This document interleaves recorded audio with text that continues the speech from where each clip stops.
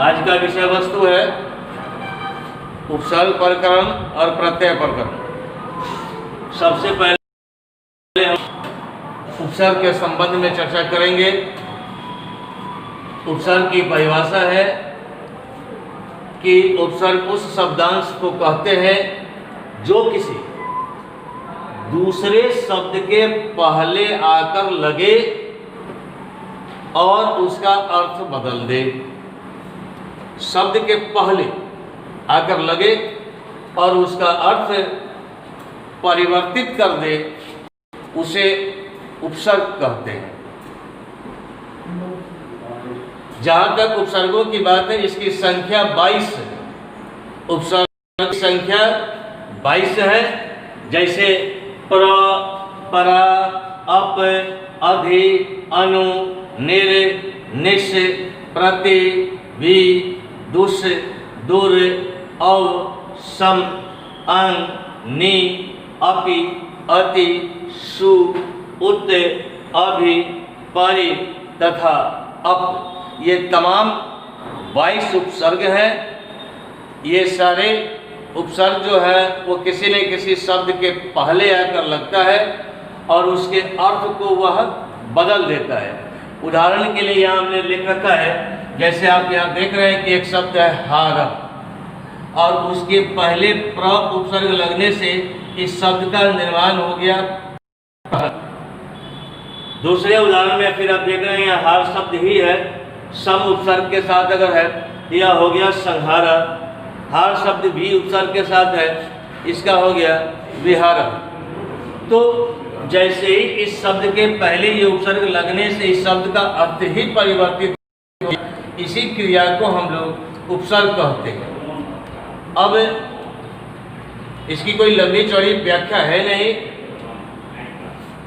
अब इसमें यही बात है, सभी छात्र छात्राओं को यह बात सूचित कर दें कि आपको करना क्या है कि उपसर्ग की परिभाषा, उपसर्ग क्या है, और ये 22 उपसर्गों में से किसी भी 10 उपसर्ग को रख करके आप प्रत्येक उन उपसर्गों से एक दो शब्द निर्माण करेंगे। ये काम आप अपने करके विशुद्ध उत्तर पुस्तिका में रखेंगे। कभी चेक करने का अवसर प्राप्त होगा, उसे चेक किया जाएगा।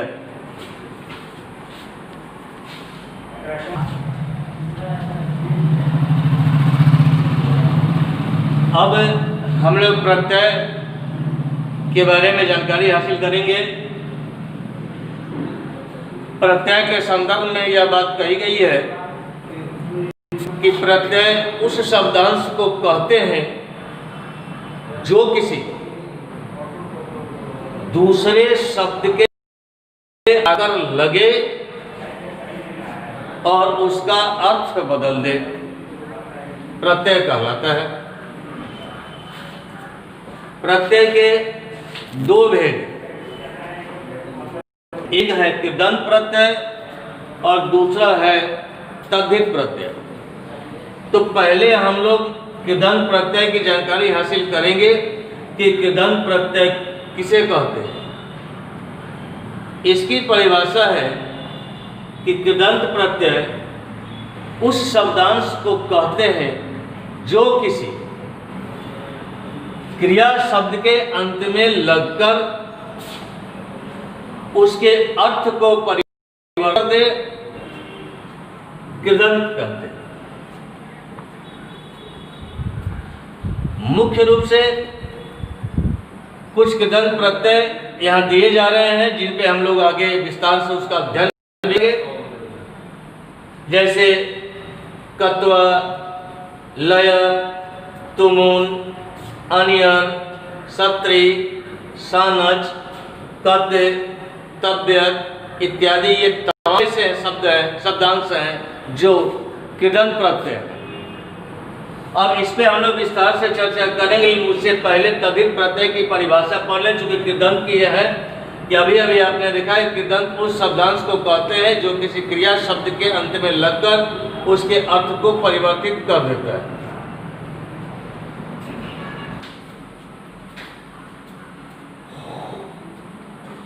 तद्धित प्रत्यय तद्धित प्रत्यय की परिभाषा है संज्ञा, सर्वनाम और के अंत में लगने वाले प्रत्यय को तद्धित प्रत्यय कहते हैं।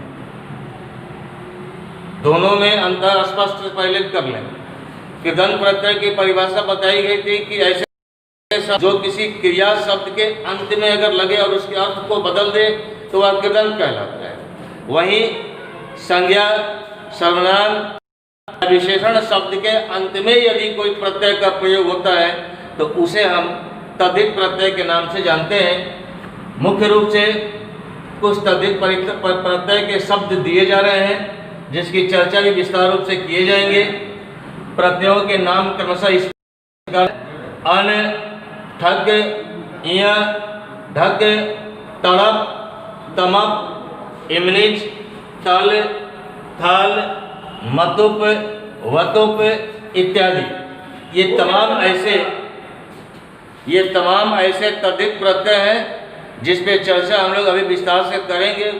लेकिन इससे पूर्व पहले जो कृदंत प्रत्यय पर जो हम लोगों ने चर्चा किया उसमें कत्वा, लय, तुमुन, अनियर, तत्, तब्यत इत्यादि प्रत्यय शब्द की जो चर्चा की गई उस पर पहले हम लोग विस्तार से चर्चा करेंगे। उसके समापन के पश्चात तद्धित प्रत्यय पर विचार विमर्श किए जाएंगे।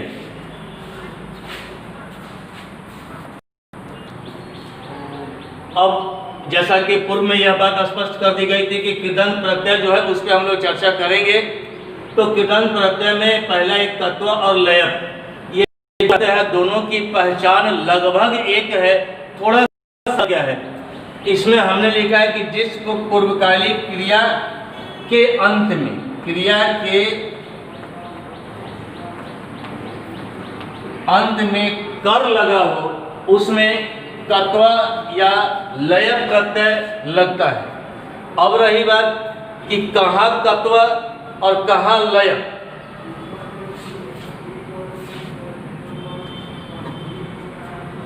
लगाया जाएगा, ये बात ध्यान भी तो रखना है ना। तो इसमें पहले एक बात ध्यान रखें कि जहां धातु रूप आप पढ़ते हैं तो धातु रूप में दो तरह के धातु रूप होते हैं। एक परस्मैपदी पद होता है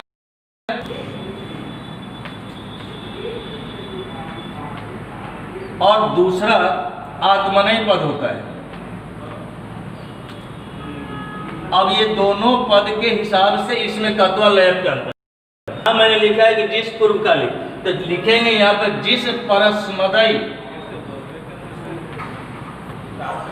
पूर्वकालिक क्रिया के अंत में यदि कर लगा रहेगा तो उसमें हम तत्व प्रत्यय का योग करेंगे।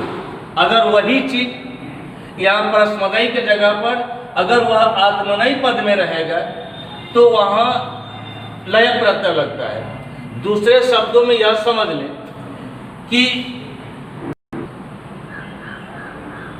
मुख्य क्रिया के अंत में यदि कर लगा तब कत्वा लगाएंगे, और यदि कोई उपसर्ग युक्त क्रिया के अंत में यदि कर लगा हुआ है तब वहां लय लगाएंगे। जैसे मान लिया जाए उदाहरण के लिए गच्छ, तो गच्छ माने तो जाना होता है, यह इसका अर्थ हो गया। लेकिन वहीं आना शब्द का अगर संस्कृत अगर होना होता है तो उसमें हम क्या करते हैं कि इसी गच्छ में हम आ उपसर्ग लगा करके आगच्छ बनाते हैं। आगच्छ मीन्स होता है आना। तो ये उपसर्ग युक्त क्रिया है और ये स्वतंत्र है। और ऐसी ही परिस्थिति में अगर कोई उदाहरण है वह जाकर सो गया, अगर यह वाक्य रहेगा तो इसके उदाहरण में हम लोग यह देखेंगे को बनाने के लिए कि यहाँ तो लिखा हुआ है कि जाकर सो गया। तो पहले आप इस वाक्य में देखें कि यहाँ एक क्रिया यहाँ भी है और दूसरी क्रिया यहाँ भी है। तो किसी भी वाक्य में अगर दो क्रिया हो तो पहली वाली जो क्रिया होती है उस क्रिया को हम लोग पूर्वकालिक क्रिया कहते हैं। और देख रहे हैं कि यहाँ पूर्वकालिक क्रिया में कर लगा हुआ है और यह आत्मनेय परस्मैपदी पद में है और मुक्त तब यहाँ हम लोग तत्व प्रत्यय का प्रयोग करेंगे। तो वहाँ पर वह का संकेत होता है सह, जाना का संकेत होता है गच्छ माने होता है जाना, इसमें तत्व प्रत्यय लगाएंगे, गच्छित्वा हो जाएगा। सोना का संस्कृत होता है शयन, माने होता है सोना, या लंग लकार अर्थात प्रथम पुरुष एक वचन में है, सूत्र लगेगा अत और यह शब्द बनेगा अशयनत, सह गच्छित्वा अशयनत। लेकिन वही अगर वह आकर, अगर कोई उदाहरण ऐसा है कि वह आकर चला गया,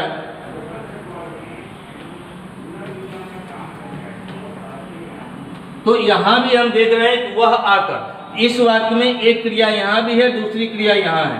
पहली वाली क्रिया ये हो गई जो पूर्वकालिक क्रिया हो गई, और पहले ही बता दिया है कि आकर का संस्कृत होता है, आना का संस्कृत होता है जो उपसर्ग युक्त क्रिया है। तो इसमें हम लोग तत्व प्रत्यय नहीं लगाएंगे, यहाँ लय प्रत्यय का प्रयोग करेंगे।